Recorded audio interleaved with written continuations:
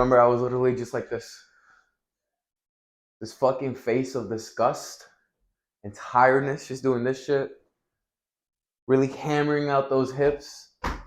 And then like at the end, like you know that feeling when you don't want to do it, but like you have to do it because like there's no other way to like actually accomplish your goal.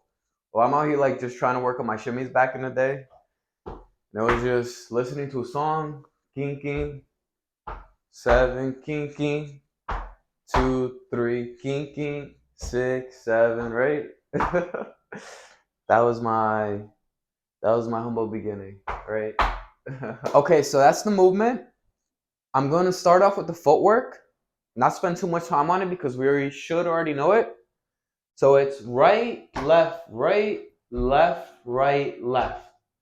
If we put counts to it, it's 1, 2, 3, 5, 6, 7. Yes? But we're really here for like that body movement. That's what I really want to explain to you. So the first part that I'm going to break down are the hips. So for the hips, if you really pay attention to your weight transfer, it doesn't happen on one, right? It happens on and. 1 and 2 and 3 and 5 and 6 and 7 and. I'm gonna stop there because I probably sound like a fucking record. But essentially, that weight transfer is happening. Why? Or how? Let me explain how. Textbook perfect salsa, and not just salsa and other styles. Like I've explored hip hop and contemporary a little bit. And we always usually keep our weight by the balls of our feet. So when our weight comes in contact with the ground, it's first from the ball to the toe. As we're transferring more of our weight, and it's really going to cause that hip to pop out. My weight tends to be now from the ball to like midfoot. And it's like my teacher told me when I used to take privates up at Mambo. The heel just kisses the ground. So it could touch the ground. Don't be like neurotic and think like, oh fuck, my heel touched the ground and like I fucked up. No, it can touch the ground, but kiss it, right? It just kisses the ground and then you transfer. Because when we're dancing to a full speed song, you're not really like doing this, right? Like that's too slow. Most songs are like 200 beats per minute, so you're going quickly. So your hips are always going to be moving, and you can accomplish that by making sure that you're on the balls, right? And it's really just emphasizing that movement, making that step smoother so your hip comes out smoother and more controlled. Yes? One common mistake people tend to have is that they slam into the ground, and that really comes from a lack of control. If you listen to your favorite dancer, like I remember Adolfo, when we were on our student team, he was like, whenever I hear you do our footsteps for like this choreo we're doing Kimbo, I already forgot the choreo. It was something like this. He said he heard this, right? For our movements. But when he did it, I'm not sure if you hear that, but think that even less than that. Because my teacher's been dancing for 20 years. I've only been dancing for a year. So don't expect me to do it as perfect as he does. But essentially, his point was your footsteps should be quiet. So when you see your favorite dancer like emphasize movement and it looks very big, like my teacher's accent, I love her, but she always says big. I think she's from Spain, but they make it big by controlling their movement. So you're gonna make that hip pop out by controlling that weight transfer. And the more control you have, meaning the slower you can do it without there being stutters in that movement, the more fluid it'll look. And the more you emphasize that weight transfer, the more it'll pop out. So keep your knees bent while you're doing this. But I'll explain more on the knees later because I also like to add this bounce as you see. You'll see a lot more of the advanced dancers add the bounce, and I'll also cover that later. But those are the hips. Now we'll move on to the torso. All right, cool. So now I'll talk to you about the torso. And a good fundamental to know is that the torso moves in opposition to our hip, meaning if our weight is on our right, our torso should be towards our left. And the movement of the torso is going from left to right, but at a diagonal. So if we were to imagine a compass, instead of just thinking west to east, it's more like northeast. Oh no, this is northwest. Yes. No. Yeah, northeast to northwest on two, back to, not back, but now since we're going back, it'll be southeast, southwest, southeast, northwest, northeast, and back to northwest. Yes, so it goes in a diagonal, but right to left. And it's always going to be a good thing to visualize is think that someone's holding your hip and someone's holding your torso, and they're trying to like almost strangle you, but like pull you apart, like in opposition. That's how your body should be at a really exaggerated level. But it's obviously not that exaggerated when we dance because there's just not a lot of time, especially with salsa music. But if you dance, if you could do, trust me, I've been to clubs, you could do your basic to any fucking song. And the slower it is, and the more you emphasize that, you will get Instagrams, okay? All right, so now for the shoulders move in the same direction as our torso. But something that our teacher would always drill us in fucking isolations class is the fact that our shoulders move after our torso. Meaning, if our torso goes towards the right, we're not leading with the shoulder. We're leading with the torso and then the shoulder moves, yes? So obviously, when you dance it like to a song, it's not gonna be that apparent to you. But the more you consciously think about that, the better your movement will look. It won't look like this, which you can if that's the type of look you want to go to, but most people prefer this, where the torso leads and then the shoulder just does a rounded motion. So our shoulders are just doing this. They're just doing circles back. So think about the back circles we did back during gym class, at least I did in elementary school, but not just with your shoulders, yes? Like you're just shrugging back, but one at a time. And when you step back, it doesn't change. It stays going back, the circles. I remember when I was doing my basic, because I'm not sure if you fell into this trap, but I thought everything had to go in opposition. But, meaning that, okay, when we go forward, yes, my shoulders go back, but when I'm going back, stepping on that 5, my shoulders have to change to go forward. It's not like that. They just stay going back. If that's like a mistake I did. And yeah, those are the shoulders. And one key thing, this is something I just fucking learned, okay? So I'm going to tell this to you because this is something I wish someone told me when I fucking started. You're gonna do this.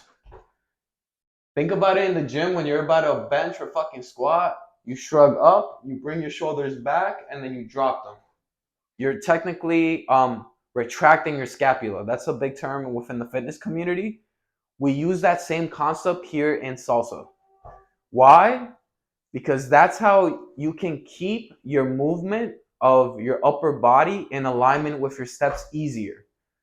And when you're in this position, you're going to feel more movement of your scapula rather than your shoulders. But that's good because you might not notice it in the moment or in the mirror. But when you're recorded, if like right here I'm loose, right? You might notice that my shoulders, especially the faster the song is, aren't really moving in alignment with my lower body. But if I retract my scapula, it's like they're forced to move in alignment and it looks a lot cleaner. And a good way I like to remember is like, especially I train a lot in my room. So I took this from Hamza, not sure if you watch him. But Adonis himself, he puts a lot of pictures, not pictures. He like tapes like papers onto his wall. So I do the same. So this says pinch my back, and I have like other papers saying the exact same thing. Because since I wasn't trained doing this, I have a really bad habit of like breaking that and like just moving fluidly. So it's a good like reminder while I'm drilling like my Roomba or like some type of flares, right? um, to pinch my back. Good reminder. So now, since I'm hoping that you're a beginner and you're just starting out, remember to keep your back pinched, and you should feel your scapula move more when you move your shoulders. Yes? And then now I'm going to tell you about the bounce. Okay, so now the last little accent you can add to your basic step is this bounce. And the bounce can come from two ways. Mechanically, there's only two ways, which are raising onto your tippy toes or bending your knees more. Those are the only ways you can change your levels. And when we dance on two, we want to hit those twos and that six on that down level. So you could think about it like three levels. There's a lower level, there's the first, or yeah, let's think about it as a house. There's a basement, there's the first floor, and then there's the second floor. So we want to be at that basement level on our two and our six, and we're never really going to be on neutral on that first floor, but we're going to pass through it to get to the second floor. And that's what's going to give that up and down look. Yes?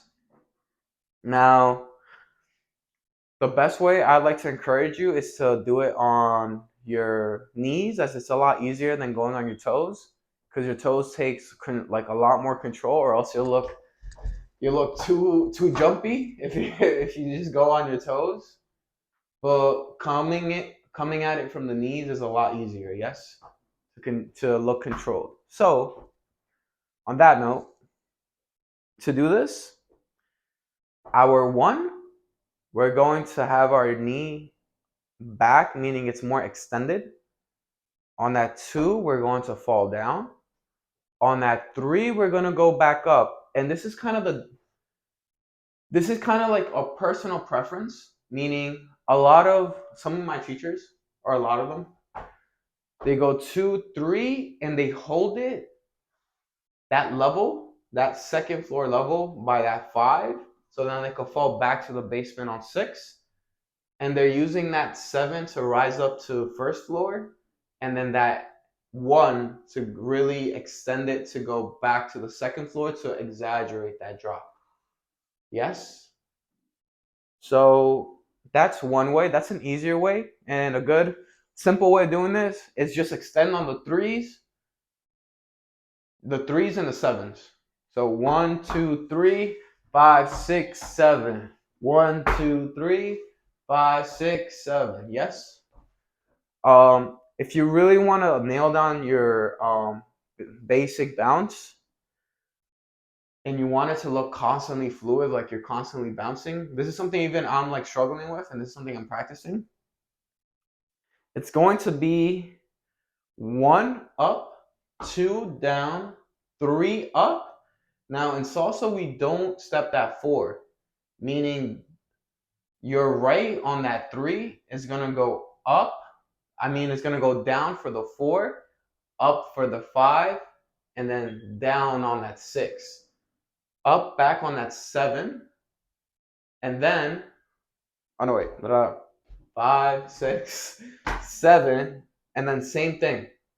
7 is going to go down on 8 again, and then up on that 1, and then 2, 3.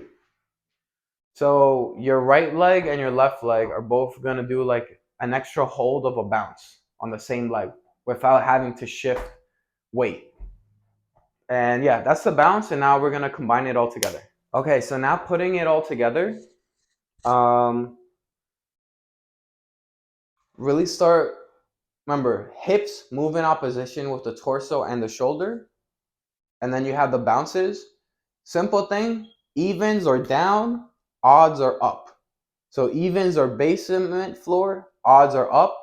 And in transitioning them is when you touch the first floor.